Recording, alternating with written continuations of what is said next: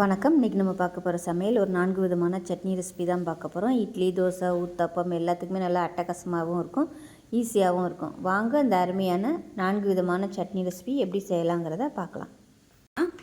தேவையான அளவுக்கு எண்ணெய் விட்டுக்கலாம். எண்ணெய் சூடானதும் ஒரு 15 வரமிளகா சேர்த்துக்கலாம். இது எல்லாமே சின்ன சின்ன வரமிளகா, அதனால் நான் வந்து 15 எடுத்திருக்கேன். இது காரமும் கம்மியாக தான் இருக்கும். பெருசாக இருந்துச்சுன்னா நீங்கள் 6 இல்லை ஒரு 5 எடுத்துக்கோங்க போதும். இது காரம் அவ்வளோவா இருக்காது. இப்போ பாருங்கள், வரமிளகா நல்லா உப்பி வந்துருச்சு. இப்போ இதை எடுத்துடலாம். இதை தனியாக வேறு பிளேட்டுக்கு மாற்றிக்கலாம். இப்போ 1 டேபிள் ஸ்பூன் அளவுக்கு தாளிப்பு வடகம் சேர்த்துக்கலாம். இது வந்து ஈஸியாகவே கிடைக்கும் கடைகளில். மீடியமான ஃப்ளேமில் இதை நல்லா வறுத்துக்கலாம், கருக விட்டுறக்கூடாது.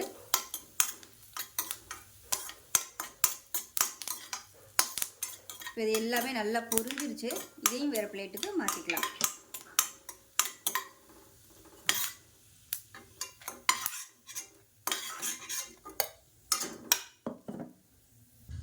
இப்போ எல்லாத்தையும் எடுத்தாச்சு. மீடியம் சைஸாக ஒரு பெரிய வெங்காயம் நீளமாக நறுக்குனதை சேர்த்துக்கலாம்.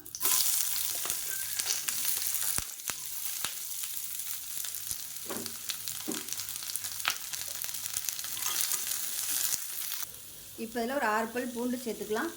அது கூட ஒரு 2 கொத்து கருவேப்பிலை சேர்த்துக்கலாம். இப்போ இதில் மீடியம் சைஸாக 2 தக்காளி நறுக்குனதை சேர்த்துக்கலாம். உப்பு கொஞ்சமாக சேர்த்துக்கலாம். இப்போ பாருங்கள், தக்காளி நல்லா லேசாக வதங்கிடுச்சு. இப்போ நல்லா ஒரு 3 ஸ்பூன் அளவுக்கு துருவன தேங்காய் சேர்த்துக்கலாம். இப்போ இதையும் சேர்த்து நல்லா வதக்கிக்கலாம். தேங்காய் வந்து ஆப்ஷனல் தான், சேர்த்திங்கன்னா டேஸ்ட் நல்லாயிருக்கும். சேர்க்கலைன்னா அது ஒரு டேஸ்ட்டில் இருக்கும். அவ்வளோதான். இப்போ கேஸ் அமர்த்திடலாம். இப்போ நம்ம ஃபஸ்ட்டு பொடிச்ச வரமிளகாயும் இந்த கருவடகமும் மிக்சியில் போட்டு வச்சுருக்கேன். இப்போ தனியாக பொடிச்சிட்டு வந்துடலாம். நல்லா ஆறுனதுக்கப்புறம் பொடிக்கணும். இப்போ பாருங்கள், இந்தளவுக்கு நல்லா பொடி பண்ணதுக்கப்புறமா இப்போ இதை மிக்சி ஜாரில் இதையும் சேர்த்துக்கலாம். இப்போ இது சூடாக இருக்குது, கொஞ்சம் ஆற விட்டு தான் நான் அரைப்பேன், சூட்டோடு போட்டுற வேணாம். இப்போ அதை நல்லா நைஸாக அரைச்சிட்டு பார்க்கலாம். இப்போ பாருங்கள், சட்னி நல்லா அரைச்சிட்டு வந்தாச்சு. இதுக்கு வந்து தாளிக்கணும்னு அவசியம் இல்லை, அப்படியே சாப்பிட்லாம். சூடான இட்லிக்கு இந்த சட்னி வச்சு சாப்பிட்டு பாருங்கள், அட்டகாசமாக இருக்கும். கலர் பார்க்கையிலே தெரியும் உங்களுக்கு எந்த கலரில் இருக்கணும். ஸோ அருமையான தக்காளி சட்னி ரெடி ஆயிடுச்சு. இதே மாதிரியே செஞ்சு பாருங்கள். செஞ்சு பார்த்துட்டு எப்படி வந்துச்சுங்கிறத சொல்லுங்கள். வீடியோ பிடிச்சிச்சுன்னா லைக் பண்ணுங்கள், கமெண்ட் பண்ணுங்கள், சேனலை சப்ஸ்கிரைப் பண்ணுங்கள், பக்கத்தில் பெல் பட்டனையும் ப்ரெஸ் பண்ணுங்கள். நன்றி. ஒரு கடாய் எடுத்துக்கலாம். தேவையான அளவுக்கு எண்ணெய் விட்டுக்கலாம். எண்ணெய் சூடானதும் கடுகு 1 டீஸ்பூன் சேர்த்துக்கலாம். கடலைப்பருப்பு நல்லா ஒரு 2 டேபிள் ஸ்பூன் சேர்த்துக்கலாம். இப்போ லேசாக நல்லா வறுபடட்டும். எண்ணெய் ரொம்ப சூடாகிடுச்சு, அதனால் நான் உடனே வெங்காயத்தை சேர்த்துக்கிறேன். நீங்கள் மீடியமான ஃப்ளேமில் வச்சுக்கோங்க. மீடியம் சைஸாக 2 வெங்காயம் நல்லா கட் பண்ணி வச்சுருக்கேன், அதை சேர்த்துக்கலாம்.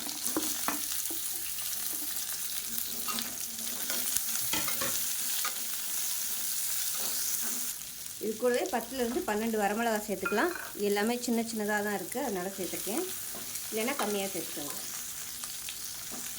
இப்போ வெங்காயம் லேசாக வதங்குது, கண்ணாடி பதம் வதங்கினா போதும், ரொம்ப வதக்கணும்னு அவசியம் இல்லை. இதில் ஒரு கைப்பிடி புதினா சேர்த்துக்கலாம். அதே மாதிரி ஒரு கைப்பிடி கொத்தமல்லியில் சேர்த்துக்கலாம். ஒரு கைப்பிடி கருவேப்பிலையில் சேர்த்துக்கலாம்.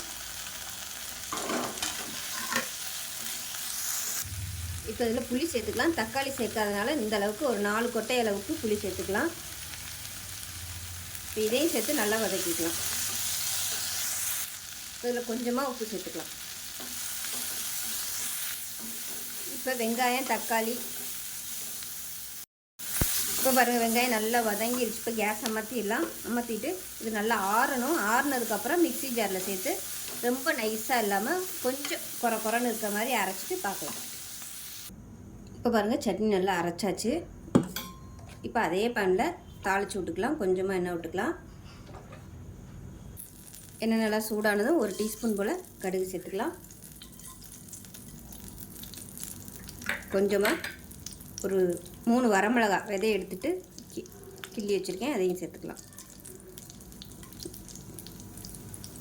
இது கூடவே கருவேப்பிலை கொஞ்சம் சேர்த்துக்கலாம்.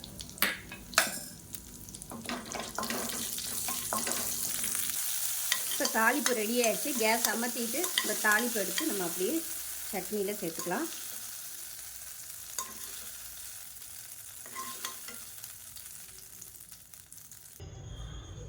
இப்போ பாருங்கள், அருமையான ஒரு வெங்காய கார சட்னி ரெடி ஆயிடுச்சு. ஸோ இதே மெத்தடில் செஞ்சு பாருங்கள். இட்லி, தோசை, ஊத்தப்பம் எல்லாத்துக்குமே அருமையாக இருக்கும். செஞ்சு பார்த்துட்டு எப்படி இருந்துச்சுங்கிறத சொல்லுங்கள். வீடியோ பிடிச்சின்னா லைக் பண்ணுங்கள், கமெண்ட் பண்ணுங்கள், சேனலை சப்ஸ்கிரைப் பண்ணுங்கள், பக்கத்தில் பெல் பட்டனையும் ப்ரெஸ் பண்ணுங்கள். நன்றி. தேவையான அளவுக்கு எண்ணெய் சேர்த்துக்கலாம். எண்ணெய் சூடானதும் 2 டேபிள் ஸ்பூன் உளுந்து சேர்த்துக்கலாம். இது நல்லா பொன்னிறமாக வறுத்துக்கலாம். இப்போ இதில் 2 வரமிளகாய் சேர்த்துக்கலாம். இது கூடவே ஒரு 10லேருந்து 15 சின்ன வெங்காயம் முழுசாக சேர்த்துக்கலாம். 3 பல் பூண்டு சேர்த்துக்கலாம். 4 பச்சை மிளகாய் சேர்த்துக்கலாம். பச்சை மிளகாயை உடச்சிட்டு சேர்த்துக்கணும்.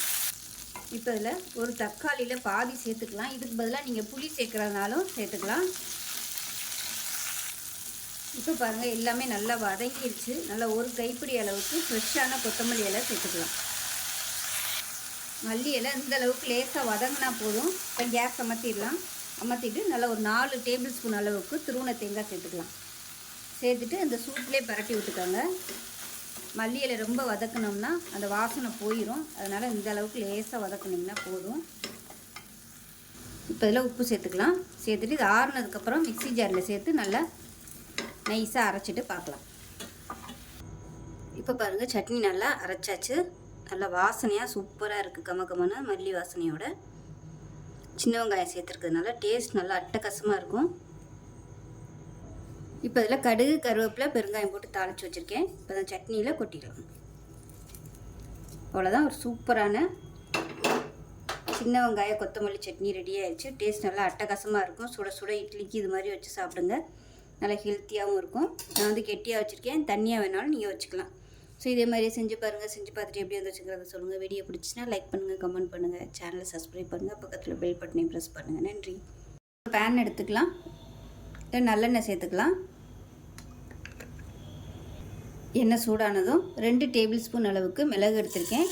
இது வந்து மீடியமான ஃப்ளேமில் நல்லா அப்படியே வடகை மாதிரி பொரிய விட்டு எடுத்துக்கணும். வடகை மாதிரி நல்லா பொரிஞ்சு வந்துச்சுன்னா தான் உங்களுக்கு அந்த காரம் வந்து கம்மியாக இருக்கும். டேஸ்ட்டும் நல்லாயிருக்கும். இல்லைன்னா அந்த மிளகோட பச்சை வாசனை வரும். மீடியமான ஃப்ளேமில் நல்லா பொரிய விட்டு எடுத்துக்கலாம். இப்போ பாருங்கள், மிளகு நல்லா அப்படியே பொரிய ஆரம்பிச்சிருச்சு. இது அப்படியே வேறு பிளேட்டுக்கு மாற்றிக்கலாம். இப்போ அதே எண்ணெயில் 1 டீஸ்பூன் போல் சீரகம் சேர்த்துக்கலாம். ஒரு 4 பல் பூண்டு சேர்த்துக்கலாம். இது கூடவே சின்னதாக ஒரு 5 துண்டு இஞ்சி சேர்த்துக்கலாம்.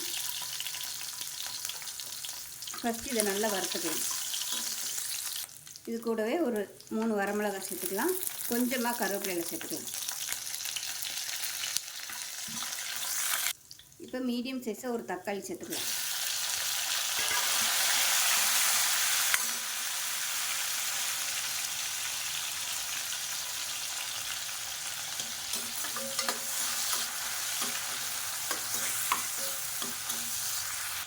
இப்போ உப்பு சேர்த்துக்கலாம்.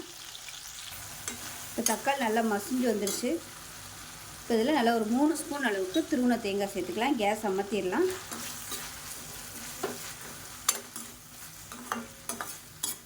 நல்லா ஒரு பரட்டி விட்டுட்டு ஆறட்டும். இப்போ பாருங்கள், நம்ம வறுத்து வச்சுருந்த மிளகு எல்லாமே மிக்ஸி ஜாரில் சேர்த்துருக்கேன். இப்போ நம்ம வதக்கி வச்சுருந்ததையும் மிக்ஸி ஜாரில் சேர்த்துக்கலாம். அது நல்லா ஆறணும். ஆறுனதுக்கப்புறம் தான் அரைக்கணும், இல்லைன்னா அப்படியே தெறிக்க ஆரம்பிச்சிடும்.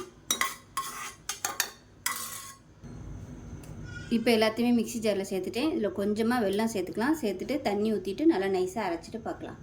இப்போ சட்னி நல்லா நைஸாக அரைச்சாச்சு. அதே கடாயில் கொஞ்சமாக நல்லெண்ணெய் சேர்த்துக்கலாம்.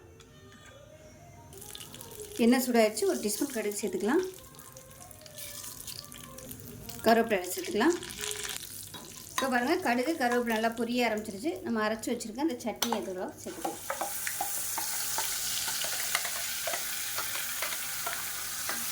சேர்த்துட்டு நல்லா ஒரு பரட்டி விட்டுக்கலாம். இப்போ சட்னியை சேர்த்துட்டு நல்லா அப்படியே பரட்டியாச்சு. லைட்டாக திக்காக ஆரம்பிச்சிருச்சு. இந்த ஸ்டேஜில் அமர்த்திடலாம். அவ்வளோதான், சூப்பராக இருக்கும். மிளகு சேர்த்துருக்கிறதுனால காரம் தெரியாது. நல்லா அருமையாக இருக்கும். சளி பிரச்சனை இருக்கையில் இந்த மாதிரி சட்னி அடிக்கடி செஞ்சு கொடுங்க. சளி பிரச்சனைலாம் பக்கத்தில் கூட நெருங்காது. டேஸ்ட்டும் சூப்பராக இருக்கும். சுட சுட இட்லிக்கு வச்சு சாப்பிட்டிங்கன்னா அருமையாக இருக்கும். செஞ்சு பாருங்கள். செஞ்சு பார்த்துட்டு எப்படி வந்துச்சுங்கிறத சொல்லுங்கள். வீடியோ பிடிச்சின்னா லைக் பண்ணுங்கள், கமெண்ட் பண்ணுங்கள், சேனலை சப்ஸ்கிரைப் பண்ணுங்கள், பக்கத்தில் பெல் பட்டனை ப்ரெஸ் பண்ணுங்கள். நன்றி. பேன் எடுத்துக்கலாம். கொஞ்சமாக எண்ணெய் விட்டுக்கலாம். 1 டேபிள் ஸ்பூன் அளவுக்கு எண்ணெய் விட்டுக்கோங்க. எண்ணெய் சூடானதும் மீடியம் சைஸாக 2 தக்காளி எடுத்திருக்கேன்.